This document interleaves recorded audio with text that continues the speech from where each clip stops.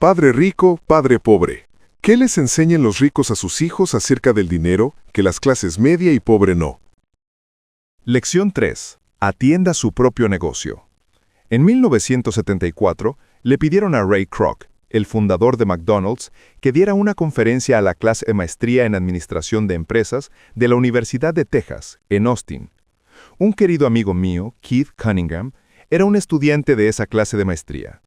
Después de una conferencia inspirada y sólida, la clase terminó y los estudiantes le preguntaron a Ray si los acompañaría a su lugar favorito para tomar unas cervezas. Ray aceptó encantado. ¿En qué negocio estoy?, preguntó Ray una vez que el grupo estaba provisto de cerveza. Todos se rieron. La mayoría de los estudiantes de la maestría en Administración de Empresas pensaron que Ray solo estaba bromeando. Nadie respondió, por lo que Ray volvió a formular la pregunta.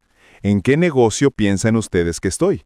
Los estudiantes volvieron a reír, y finalmente un valiente gritó, «Ray, ¿quién en este mundo no sabe que tú estás en el negocio de las hamburguesas?» Ray soltó una carcajada. «Eso es lo que pensé que ustedes dirían». Hizo una pausa y agregó inmediatamente, «Damas y caballeros, yo no estoy en el negocio de las hamburguesas. Mi negocio es inmobiliario». Keith comentó que Ray pasó mucho rato explicando su punto de vista. En su plan de negocios, Ray sabía que el enfoque principal de negocios consistía en vender franquicias de hamburguesas, pero lo que nunca perdió de vista era la ubicación de cada franquicia. Él sabía que la propiedad inmobiliaria y su ubicación era el factor más importante para el éxito de cada franquicia. Básicamente, la persona que compró la franquicia también estaba pagando por la compra del terreno de la franquicia de la organización de Ray Kroc. Hoy en día, McDonald's es el propietario de bienes raíces más grande del mundo y tiene más propiedades incluso que la Iglesia Católica. Actualmente, McDonald's posee terrenos en algunas de las esquinas más valiosas de las calles de los Estados Unidos, así como en otras partes del mundo. Keith dijo que esa fue una de las lecciones más importantes de su vida. Actualmente, Keith es dueño de servicios de lavado de automóviles, pero su negocio son los bienes raíces donde se encuentran esos servicios de lavado de automóviles. El capítulo anterior terminó con diagramas que ilustraban que la mayor parte de la gente trabaja para alguien más y no para sí mismos. Trabajan primero para los dueños de la compañía, a continuación para el gobierno por medio de los impuestos, finalmente para el banco que tiene su hipoteca. Cuando yo era niño no había McDonald's cerca de mi casa. Sin embargo, mi padre rico fue responsable de enseñarnos a Mike y a mí la misma lección de la que Ray Kroc habló en la Universidad de Texas. Es el secreto número 3 de los ricos. El secreto es, atiende tu propio negocio. Los problemas financieros son frecuentemente el resultado directo de que la gente trabaja toda su vida para alguien más. Muchas personas no tendrán nada al terminar su vida laboral. Nuevamente, una ilustración vale 1000 palabras. A continuación muestro el diagrama de la declaración de ingreso y la hoja de balance que describe mejor el consejo de Ray Kroc.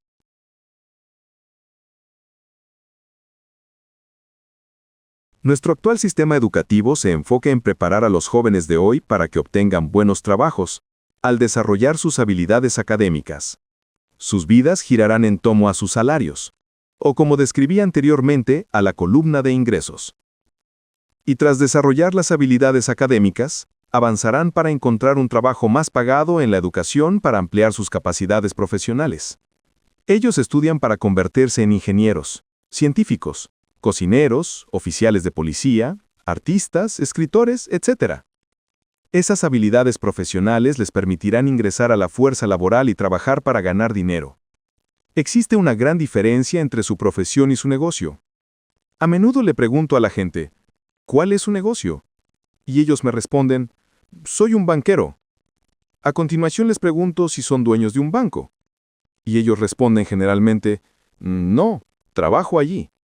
En ese caso, ellos han confundido su profesión y su negocio. Su profesión puede ser la de banquero, pero aún no son dueños de su negocio. Ray Kroc fue claro en marcar la diferencia entre su profesión y su negocio. Su profesión era siempre la misma.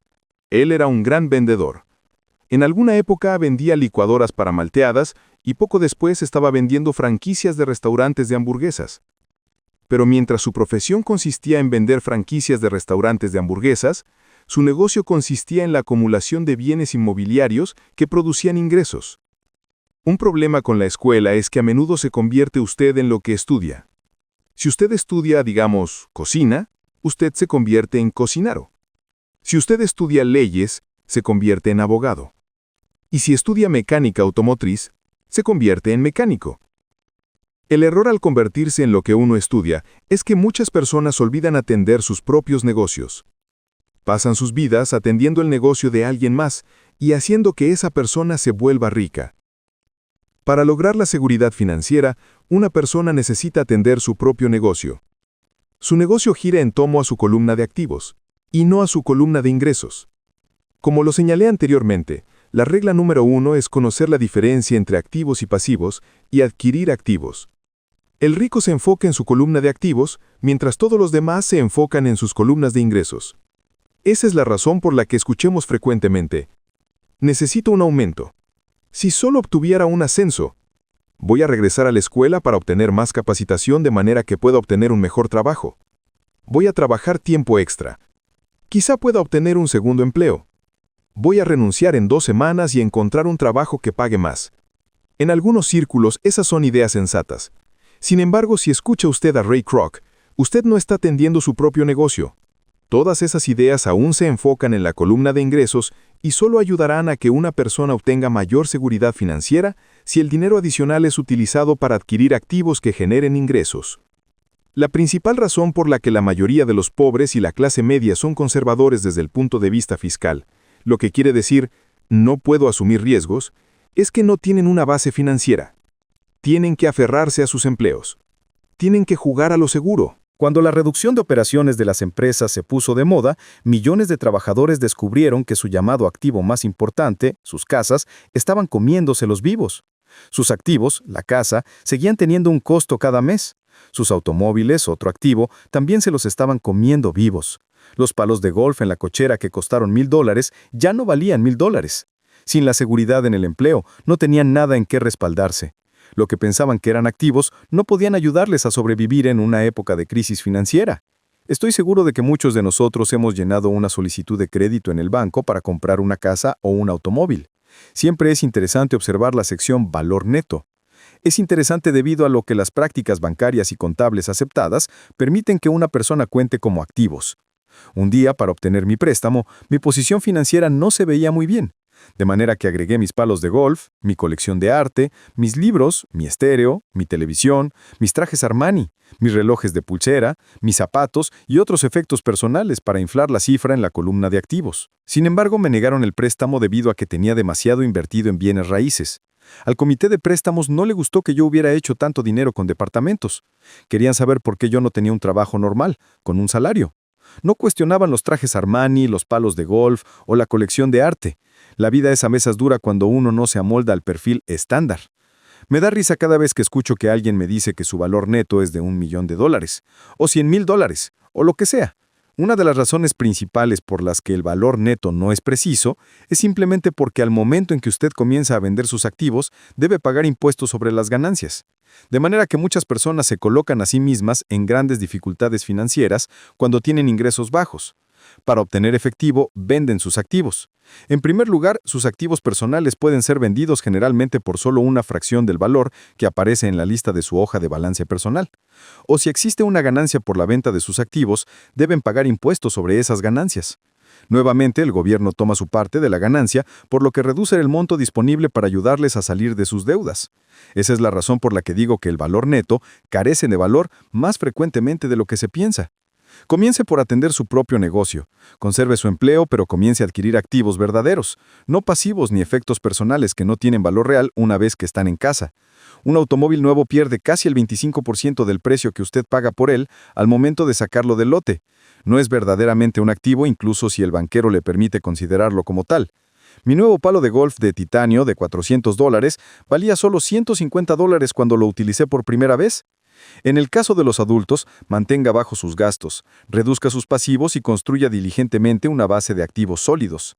En el caso de los jóvenes que no han dejado el hogar paterno, es importante que los padres les enseñen la diferencia entre un activo y un pasivo. Haga usted que comiencen a construir una columna de activos sólida antes de que se marchen de casa, se casen, compren una casa, tengan hijos y queden atrapados en un estilo de vida que no les permite salir de deuda durante la mayoría de sus años de trabajo. Para la mayoría de la gente, justo al momento en que los hijos se marchan de casa, los padres se dan cuenta de que no se han preparado adecuadamente para el retiro y comienzan a batallar para ahorrar dinero. Entonces sus propios padres se enferman y ellos se encuentran con nuevas responsabilidades. Entonces, ¿qué clase de activos sugiere que usted o sus hijos adquieran? En mi mundo, los verdaderos activos caen en diferentes categorías. Número 1. Negocios que no requieren de mi presencia. Soy el dueño, pero son manejados o dirigidos por otras personas. Si tengo que trabajar allí, deja de ser negocio y se convierte en empleo. Número 2. Acciones de empresas. Número 3. Obligaciones de empresas. Número 4. Fondos mutualistas. Número 5. Bienes raíces que generan ingresos. Número 6. Pagarés. Número 7. Regalías por propiedad intelectual tales como música, guiones, patentes. Y número 8. Y todo aquello que tenga valor, produzca ingreso, se aprecie y tenga un mercado disponible. Cuando niño, mi padre educado me alentó a que encontrara un empleo seguro. Mi padre rico, por otra parte, me alentó a que comenzara a adquirir activos que yo amara. Si no los amas, no les prestarás atención. Yo colecciono propiedades inmuebles simplemente porque amo los edificios y los terrenos. Me encanta buscarlos. Podría pasarme todo el día mirándolos. Cuando se presentan los problemas, esos problemas no son lo suficientemente malos como para cambiar mi amor por los bienes raíces. Las personas que aborricen los bienes raíces no deben adquirirlos. Me gustan las acciones de compañías pequeñas, especialmente las que empiezan. La razón es que soy un empresario, no un corporativo. En mis primeros años trabajé en organizaciones grandes como la Standard Oil de California, el Cuerpo de Marinos de los Estados Unidos y Xerox Corp. Disfruté el tiempo que pasé en esas organizaciones y tengo buenos recuerdos, pero sé muy bien que no soy un hombre que trabaje en una compañía. Me gusta comenzar las compañías, no dirigirlas. Por eso mis compras de acciones son de compañías pequeñas y en ocasiones incluso fundo una compañía y vendo sus acciones al público. Se hacen grandes fortunas en la emisión de nuevas acciones y me gusta ese juego. Muchas personas tienen miedo de las compañías pequeñas y las llaman riesgosas. Lo son. Pero el riesgo disminuye si usted ama lo que es la inversión, si la comprende y conoce el juego. Con las pequeñas compañías mi estrategia consiste en vender las acciones en un año. Mi estrategia de bienes raíces, por otra parte, es comenzar con las pequeñas y seguir comprando y vendiendo propiedades cada vez más grandes y, por lo tanto, retrasando el pago de los impuestos por la ganancia. Esto permite incrementar el valor de manera espectacular. Generalmente retengo los bienes raíces menos de 7 años. Durante varios años, incluso cuando estaba en el Cuerpo de Marines y en Xerox, hice lo que me recomendó mi padre rico. Conservé mi empleo, pero aún así atendí mi propio negocio. Estuve activo en la columna de activos. Compré y vendí bienes raíces y pequeñas acciones. Mi padre rico siempre remarcó la importancia de la educación financiera. Mientras mejor comprendía la contabilidad y la administración del efectivo, mejor pude analizar las inversiones y eventualmente comencé a construir mi propia compañía. No alentaría a nadie a que comenzara su compañía a menos de que realmente quiera hacerlo. Sabiendo lo que sé sobre dirigir una compañía, no desearía esa tarea para nadie. Existen ocasiones en que las personas no pueden encontrar un empleo y en que fundar una compañía es una solución para ellos. Las posibilidades de éxito son reducidas. 9 de cada 10 compañías fracasan en los primeros 5 años. De las que sobreviven los primeros 5 años, 9 de cada 10 también fracasarán más adelante. Por eso, solo recomendaría que usted creara su compañía si realmente tiene el deseo de poseerla. De otra manera, conserve su empleo actual y atienda su propio negocio. Cuando digo que usted debe atender su propio negocio, me refiero solo a que usted debe construir y mantener sólida su columna de activos. Una vez que introduzca $1 en esa columna, no debe permitirle salir. Piénselo de esta manera. Una vez que $1 ingrese a su columna de activos, se convierte en su empleado. Lo mejor acerca del dinero es que trabaja 24 horas al día y que puede trabajar durante varias generaciones. Conserve su empleo. Sea un empleado que trabaje duro, pero siga construyendo su columna de activos. Conforme crezca su flujo de efectivo, usted puede darse algunos lujos. Una diferencia importante es que los ricos adquieren sus lujos al final, mientras que los pobres y la clase media tienden a comprar esos lujos al principio. Los pobres y la clase media a menudo compran artículos de lujo, como casas grandes, diamantes, pieles, joyería o yates, solo porque quieren parecerse a los ricos. Y parecen ricos, pero en realidad solo se están hundiendo más en las deudas. Las personas que tienen dinero desde hace tiempo, los ricos de largo plazo, construyen primero su columna de activos. A continuación, el ingreso generado por la columna de activos adquiere esos lujos. Los pobres y la clase media compran esos lujos con su propio sudor, su sangre y la herencia de sus hijos. Un verdadero lujo es una recompensa por invertir y desarrollar un activo verdadero. Por ejemplo, cuando mi esposa y yo teníamos dinero extra de nuestros edificios de apartamentos, ella adquirió su Mercedes. Eso no implicó ningún trabajo o riesgo adicional de su parte porque el edificio de apartamentos adquirió el auto. Sin embargo, ella tuvo que esperar 4 años mientras el portafolio de inversión en bienes raíces crecía y finalmente produjo suficiente dinero extra para pagar el auto. Pero el lujo, el Mercedes, fue una recompensa debido a que ella demostró que sabía cómo hacer crecer su columna de activos. Ese automóvil ahora significa mucho más para ella que simplemente otro automóvil bonito. Significa que ella utilizó su inteligencia financiera para comprarlo. Lo que la mayoría de la gente hace es salir impulsivamente y comprar un nuevo automóvil o algún otro lujo a crédito. Es posible que se sientan aburridos y simplemente quieran un nuevo juguete. La compra de un lujo a crédito a menudo ocasiona que una persona, tarde o temprano, lamente su adquisición porque la deuda del lujo se convierte en una carga financiera. Después de que usted se haya tomado el tiempo necesario e invertido en su propio negocio, estará listo para agregar el toque mágico, el más grande secreto de los ricos, el secreto que coloca a los ricos al frente de todos los demás, la recompensa que se encuentra al final del camino por haber dedicado el tiempo necesario para atender su propio negocio. Lección 4. La historia de los impuestos y el poder de las corporaciones. Recuerdo que en la escuela me contaron la historia de Robin Hood y sus alegres secuaces. Mi maestra me explicó que se trataba de una maravillosa historia de un héroe romántico, parecido a Kevin Costner, que robaba a los ricos para darle a los pobres. Mi padre rico no consideraba que Robin Hood fuera un héroe. Él pensaba que Robin Hood era un ladrón. Es posible que Robin Hood haya muerto hace mucho, pero sus seguidores todavía viven. Con frecuencia escucho a la gente decir, ¿por qué no pagan los ricos por esto? O, los ricos deberían pagar más impuestos y dárselos a los pobres. Es esta idea de Robin Hood, de quitarle a los ricos para darle a los pobres, lo que ha provocado mayor aflicción en las clases media y pobre. La razón por la que la clase media paga tantos impuestos es debido al ideal de Robin Hood. La realidad es que los ricos no pagan impuestos. Es la clase media la que paga por los pobres, especialmente la educada clase media de altos ingresos. Nuevamente, para comprender completamente la manera en que ocurren las cosas, necesitamos considerar la perspectiva histórica. Necesitamos revisar la historia de los impuestos. Aunque mi padre educado era un experto en la historia de la educación, mi padre rico se convirtió a sí mismo en un experto en la historia de los impuestos. Mi padre rico nos explicó a Mike y a mí que originalmente en Inglaterra y Estados Unidos no existían los impuestos. Ocasionalmente existían impuestos temporales para sufragar los gastos de las guerras. El rey o el presidente hacía el llamado y pedía que todos contribuyeran. Los impuestos fueron cobrados en Gran Bretaña para pelear contra Napoleón entre 1799 y 1816, y en Estados Unidos sirvieron para costear la guerra civil entre 1861 y 1865. En 1874, Inglaterra convirtió el impuesto sobre la renta en un gravamen permanente a sus ciudadanos.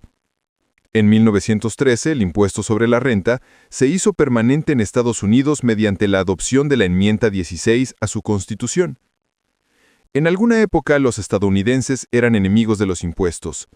Fueron los impuestos excesivos sobre el té los que ocasionaron la famosa fiesta del té en la bahía de Boston, incidente que ayudó a que estallara la Guerra de Independencia estadounidense. Tomó cerca de 50 años, tanto en Inglaterra como en Estados Unidos, hacer triunfar la idea de un impuesto sobre la renta regular. Lo que estas fechas históricas no muestran es que ambos impuestos fueron inicialmente establecidos solo contra los ricos. Es este punto el que mi padre rico quería que Mike y yo comprendiéramos. Nos explicó la idea de que los impuestos se popularizaron y fueron aceptados por la mayoría cuando se le dijo a los pobres y las clases medias que los impuestos eran creados solo para castigar a los ricos. Es por eso que las masas votaron en favor de la ley. A pesar de que originalmente se pretendía castigar a los ricos, terminaría por castigar a los mismos que votaron por ella, los pobres y la clase media. Una vez que el gobierno probó el sabor del dinero, su apetito creció, dijo mi padre rico. Tu padre y yo somos exactamente lo opuesto. Él es un burócrata del gobierno y yo soy un capitalista. Nos pagan y nuestro éxito se mide en conductas opuestas. A él le pagan por gastar dinero y contratar gente. Mientras más gaste y más gente contrate, más crece su organización. En el gobierno, mientras más grande sea su organización, más se le respete. Por otra parte, en mi organización, mientras menos personas contrate y menos dinero gaste, yo seré más respetado por mis inversionistas. Es por eso que no me gusta la gente del gobierno. Tienen objetivos diferentes a los de la mayoría de las personas de negocios. Conforme crece el gobierno, se necesitan más y más dólares para mantenerlo. Mi padre educado creía sinceramente que el gobierno debía ayudar a la gente. Amaba a John F. Kennedy, y especialmente la idea de las fuerzas de paz. Amaba la idea tanto que él mismo y mi madre trabajaron para las fuerzas de paz, entrenando a voluntarios que irían a Malasia, Tailandia y Filipinas. También se esforzó por lograr recursos adicionales e incrementos a su presupuesto para que pudiera contratar a más personas, tanto en su empleo con el Departamento de Educación como en las fuerzas de paz. Ese era su trabajo. Desde la época en que tenía 10 años de edad, yo escuché a mi padre rico decir que los trabajadores del gobierno eran una banda de ladrones perezosos. Y de mi padre pobre, escuché que los ricos eran ladrones codiciosos a quienes debía obligarse a pagar más impuestos. Ambas partes tenían argumentos válidos. Era difícil ir a trabajar para uno de los más grandes capitalistas de la ciudad y regresar a casa para ver a mi padre, que era un prominente líder gubernamental. No era fácil saber a quién creer. Sin embargo, cuando estudia usted la historia de los impuestos, surge una perspectiva interesante. Como dije antes, la aprobación de los impuestos fue solo posible porque las masas creían en la teoría económica de Robin Hood, que consistía en quitarle a los ricos para darle a todos los demás. El problema es que el apetito del gobierno por el dinero era tan grande que los impuestos tuvieron que ampliarse a la clase media y desde allí continuaron bajando. Los ricos, por otra parte, vieron la oportunidad. Ellos no tenían que jugar bajo el mismo sistema de reglas. Como afirmé antes, los ricos ya sabían acerca de las corporaciones, que se hicieron populares en la época de los barcos de vela. Los ricos crearon la corporación como un vehículo para limitar el riesgo a los activos de cada viaje. Los ricos ponían el dinero en la corporación para financiar el viaje. La corporación contrataría entonces a la tripulación para partir al nuevo mundo en busca de tesoros. Si el barco se perdía, la tripulación perdía la vida, pero la pérdida de los ricos era limitada solo al dinero invertido en ese viaje en particular. El diagrama que sigue muestra cómo la estructura corporativa se mantiene fuera de su declaración de ingresos y su hoja de balance. Es el conocimiento del poder de la estructura legal de la corporación lo que realmente le da al rico una gran ventaja sobre el pobre y la clase media. Al tener dos padres que me enseñaban, uno socialista y otro capitalista, pronto comencé a darme cuenta de que la filosofía del capitalista tenía más sentido financiero para mí. Me pareció que los socialistas se castigaban a sí mismos en última instancia debido a su carencia de educación financiera. No importa lo que invente la multitud que pide que se les quite a los ricos, estos siempre encuentran una manera astuta de vencerlos. Esa es la manera en que los impuestos fueron eventualmente grabados a la clase media. Los ricos fueron más astutos que los intelectuales, tan solo debido a que comprendían el poder del dinero, una materia que no se enseña en las escuelas. ¿Cómo hicieron los ricos para ser más astutos que los intelectuales? Una vez que el impuesto para quitarle a los ricos fue aprobado, el dinero comenzó a fluir a las arcas del gobierno. Inicialmente la gente estaba feliz. El dinero fue entregado a los trabajadores del gobierno y a los ricos. A los trabajadores del gobierno en forma de empleos y pensiones. A los ricos por medio de los contratos gubernamentales que recibían sus fábricas. El gobierno se convirtió en una inmensa fuente de dinero, pero el problema fue el manejo fiscal de ese dinero. En realidad no hay circulación. En otras palabras, la política del gobierno, si usted es un burócrata gubernamental, consistía en tener un exceso de dinero. Si fracasaba en gastar los recursos asignados, usted se arriesgaba a perderlos en el siguiente presupuesto. No se le reconocería como eficiente. Los hombres de negocios, por otra parte, eran recompensados por tener dinero en exceso y eran reconocidos por su eficiencia. Conforme ese ciclo de gasto gubernamental en crecimiento continuó, la demanda de dinero se incrementó y la idea de cobrar impuestos a los ricos comenzó a ajustarse para incluir a los niveles de ingreso menores. hasta llegar a los mismos que votaron en favor en las clases media y pobre. Los verdaderos capitalistas utilizaron su conocimiento financiero para simplemente encontrar una manera de escapar. Se dirigieron nuevamente a la protección de la corporación. Una corporación protege a los ricos. Sin embargo, lo que muchas personas que nunca han formado una corporación no saben es que una corporación no es realmente una cosa. Una corporación es solo una carpeta de archivo con algunos documentos legales que se encuentra en la oficina de un abogado registrado con la agencia del gobierno estatal. No se trata de un gran edificio que lleve el nombre de la corporación. No es una fábrica con muchos trabajadores. Una corporación es solo un documento legal que crea un cuerpo legal sin alma. La riqueza de los ricos queda nuevamente protegida. Una vez más, el uso de las corporaciones se volvió popular. Cuando las leyes de impuestos sobre la renta permanente fueron aprobadas, debido a que la tasa de impuestos sobre la renta de la corporación era menor a la tasa de impuestos sobre la renta del individuo. Además, como describí anteriormente, ciertos gastos podían ser pagados con dólares antes de pagar impuestos al interior de la corporación. Esta guerra entre los que tienen y los que no tienen ha venido desarrollándose por cientos de años. Se trata de los ricos contra la multitud que pide que le quiten a los ricos. La batalla se libra donde quiera y cuando quiera que se hacen leyes. La batalla continuará para siempre. El problema es que las personas que pierden son las que no están informadas. Los que se levantan todos los días y acuden diligentemente a su trabajo y pagan impuestos. Si ellos comprendieran la manera en que los ricos juegan el juego, podrían jugar también. Entonces estarían en camino de lograr su propia independencia financiera. Esa es la razón por la que me molesto cuando escucho a un padre que le aconseja a sus hijos que vayan a la escuela para que encuentren un trabajo seguro.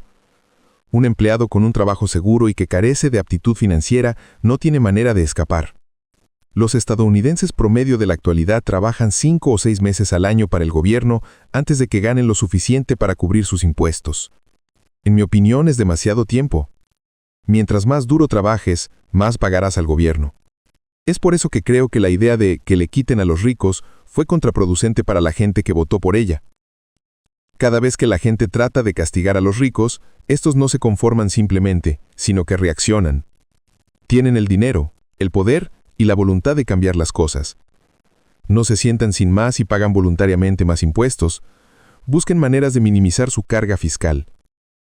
Contratan a abogados y contadores astutos, convencen a los políticos para que cambien las leyes o creen lagunas legales. Tienen los recursos para efectuar el cambio. El Código Fiscal de los Estados Unidos también permite otras maneras de ahorrar en los impuestos.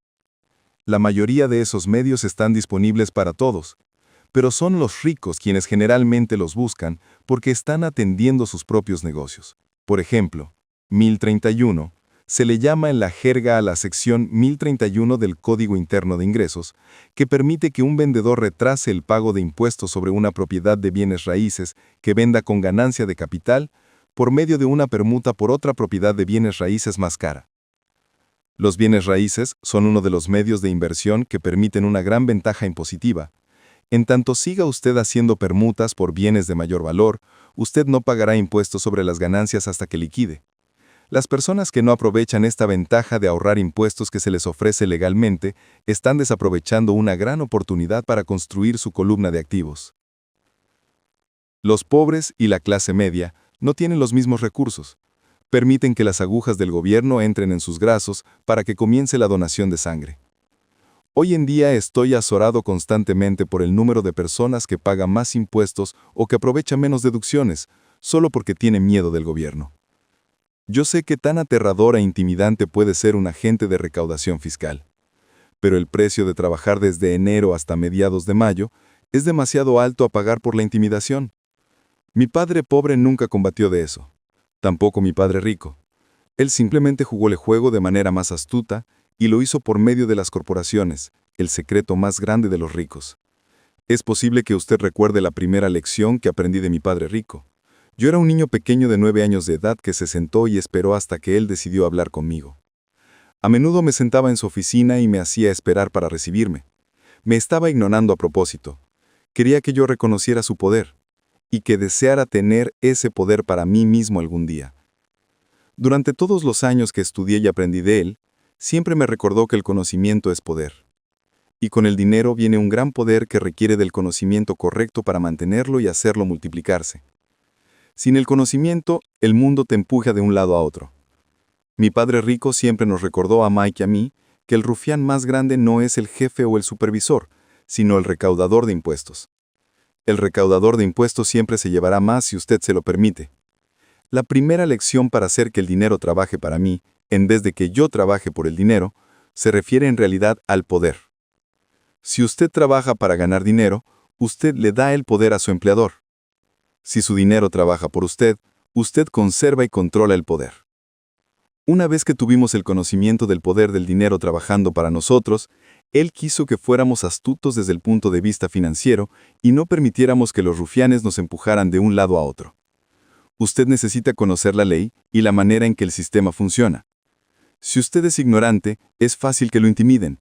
Si usted sabe de qué está hablando, tiene una oportunidad de pelear. Esa es la razón por la que él pagaba tanto dinero a los contadores y abogados astutos. Era más barato pagarles a ellos que pagarle al gobierno. La mejor lección que me dio y que he utilizado la mayor parte de mi vida es: sé astuto y no te intimidarán tanto. Él conocía la ley porque era un ciudadano respetuoso de la ley. Él conocía la ley porque era más caro no conocer la ley. Si usted sabe que está en lo correcto, no tiene miedo de pelear, incluso si se enfrenta a Robin Hood y su banda de secuaces felices. Mi padre educado siempre me alentó a buscar un buen empleo en una corporación poderosa. Él hablaba de las virtudes de subir por la escalera corporativa. No comprendía que, al depender únicamente del salario de un empleado corporativo, yo sería una vaca dócil que esperaba a ser ordeñada. Cuando le dije a mi padre rico el consejo de mi padre, él soltó la carcajada. ¿Y por qué no poseer la escalera?, fue todo lo que dijo.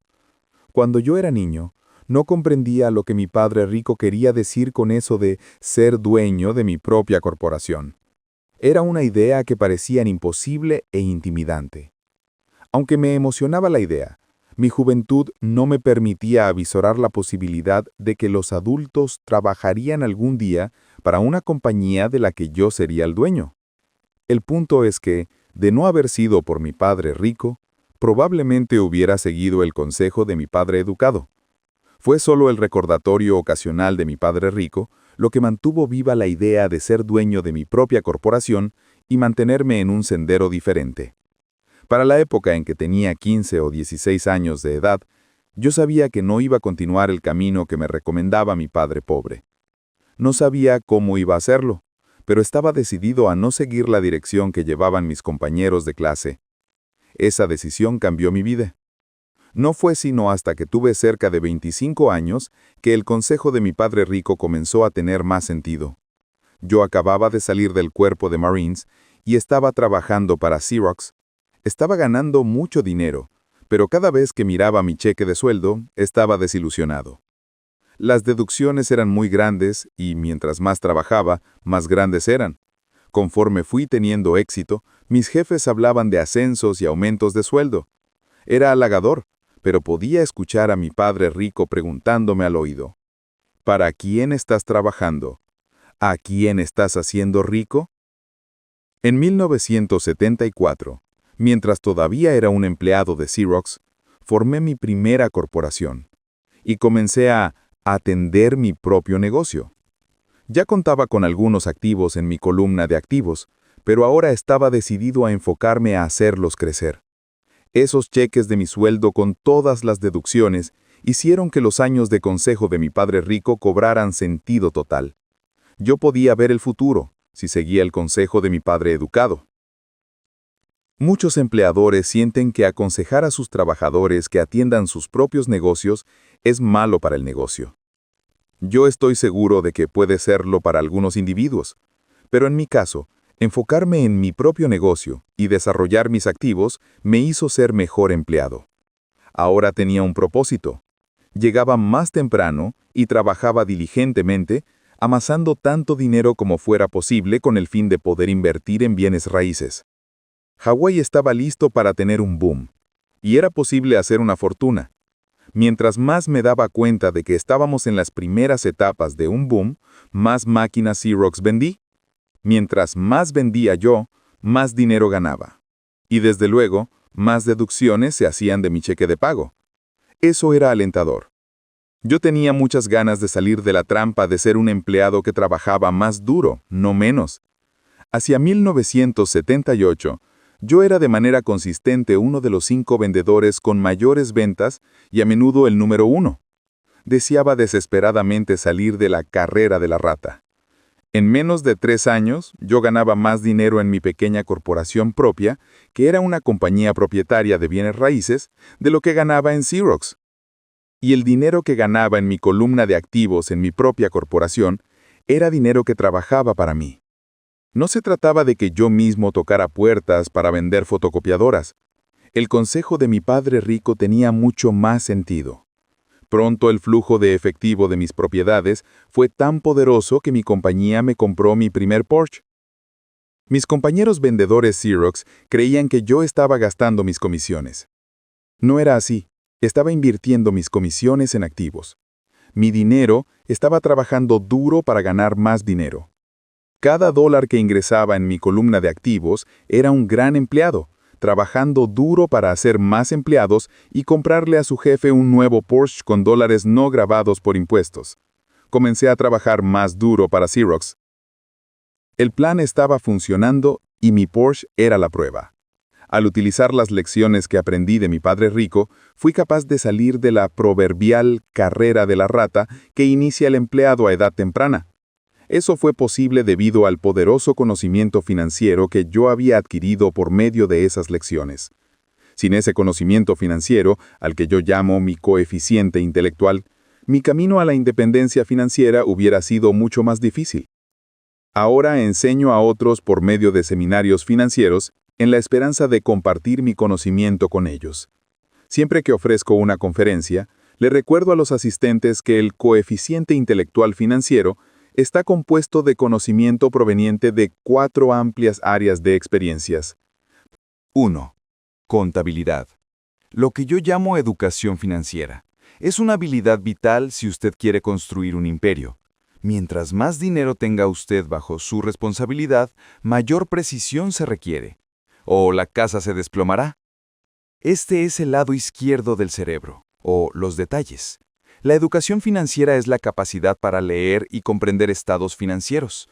Esta capacidad le permitirá identificar las fortalezas y debilidades de cualquier negocio. 2. Inversión. Lo que yo llamo la ciencia de hacer que el dinero produzca dinero. Esto incluye estrategias y fórmulas. Este es el lado derecho del cerebro o el lado creativo. 3. Comprensión de los mercados. La ciencia de la oferta y la demanda.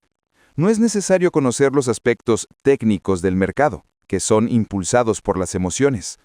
El muñeco de Tickle Me Elmo, que se vendió en la Navidad de 1996, es un ejemplo de un mercado técnico o impulsado por las emociones.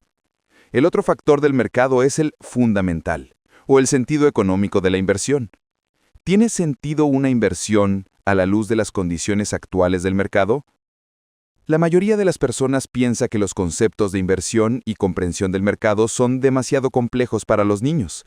No comprenden que los niños conocen esos temas de manera intuitiva. Para aquellos que no conocen el muñeco de Elmo, se trataba de un personaje de Plaza Sésamo que fue presentado constantemente ante los niños justo antes de Navidad. La mayoría de los niños quería uno y lo puso a la cabeza en la lista de compras de Navidad. Muchos padres se preguntaban si la compañía fabricante había mantenido el producto fuera del mercado intencionalmente mientras seguía anunciándolo para Navidad. Se desató el pánico debido a la alta demanda y la falta de oferta. Como no había muñecos que comprar en las tiendas, los especuladores vieron una oportunidad para hacer una pequeña fortuna a costa de los padres desesperados. Los padres desafortunados que no encontraron un muñeco se vieron obligados a comprar otro juguete para Navidad. La increíble popularidad del muñeco de Tickle Me Elmo no tenía sentido para mí, pero sirve como un excelente ejemplo de la ley económica de la oferta y la demanda. Lo mismo ocurre con los mercados de acciones, obligaciones, bienes raíces y tarjetas de béisbol. 4. La ley.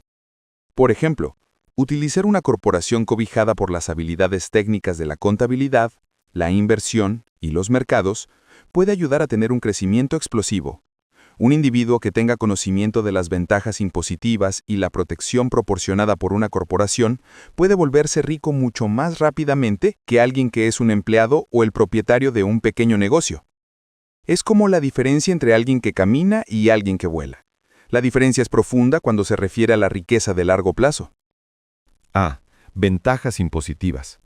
Una corporación puede hacer muchas cosas que un individuo no puede, como pagar por los gastos antes de pagar los impuestos.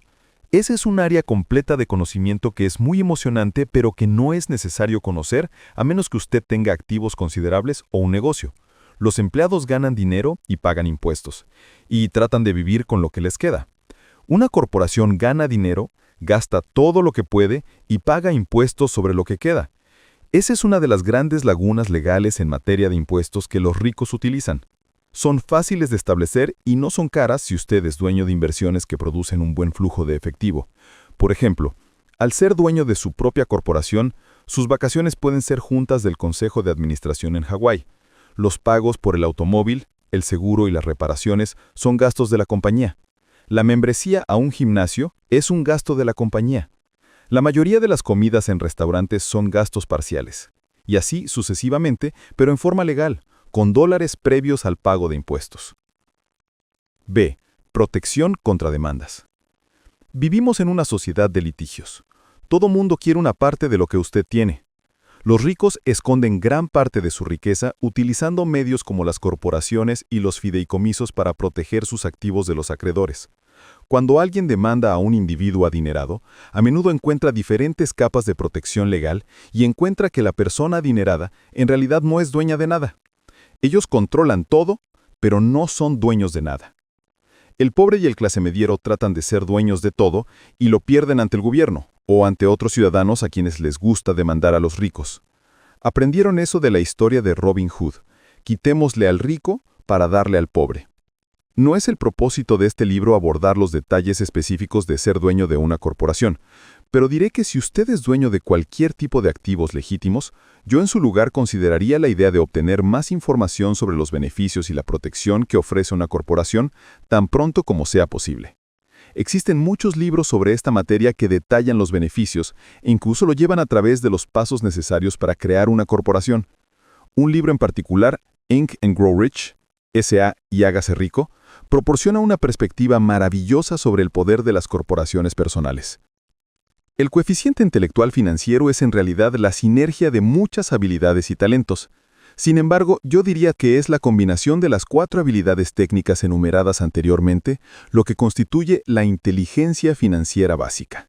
Si aspira a poseer una gran riqueza, es la combinación de esas habilidades la que amplificará en gran medida la inteligencia financiera de un individuo. En resumen, los ricos con corporaciones 1. Ganan. 2. Gastan. 3. Pagan impuestos. Los que trabajan para las corporaciones 1. Ganan. 2. Pagan impuestos. 3. Gastan. Como parte de su estrategia financiera general, le recomendamos fuertemente que sea dueño de su propia corporación y que ésta cubra en su interior sus activos.